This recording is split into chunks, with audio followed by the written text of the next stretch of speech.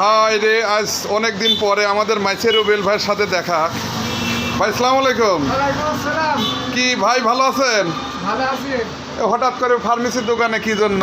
কালকে শিলাইদা মাছ মারতে যাবো, সেই প্রোগ্রাম করতেছি। ও এমনি কি ওষুধ পানি বা ঠান্ডা মান্ডা লাগলে পরে এরকম এই জন্য ওই জ্বরের ওষুধ বা ওই কাশি সিরাপ টিরাপ নিতে আইছেন নাকি? এগুলো তো লাগবেই নি।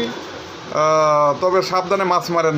এই যে মাইসে রুবেল ভাই, আপনি যে মাছ টাছ মারেন, মানে আপনার একটা অভিজ্ঞতার কথা যদি আপনি দর্শকদের বলতেন, হ্যাঁ সবাই একটু খুশি হতো।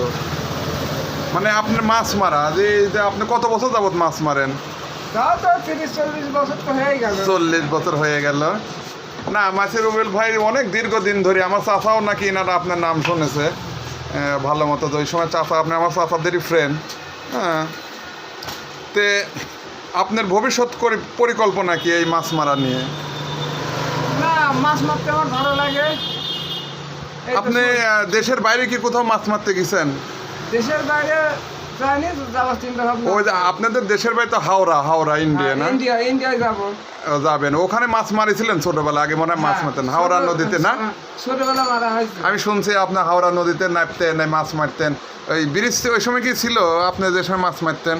সে সময় ব্রিজ তো ছিলেন, এখন ব্রিজ হয়। ও আচ্ছা আচ্ছা, আপনি দীর্ঘদিন, আপনার কিন্তু বয়স বোঝা যায় না যে আপনি যে 80 বা 75 থেকে 80 বছর বয়স হয়েছে, দেখে কিন্তু বোঝা যায় না।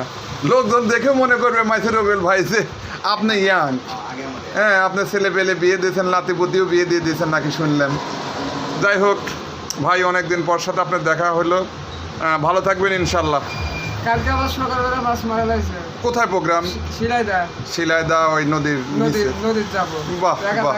বাগার টাকার। আচ্ছা, যদি ওখানে যাই তো দেখা হবে ইনশাল্লাহ।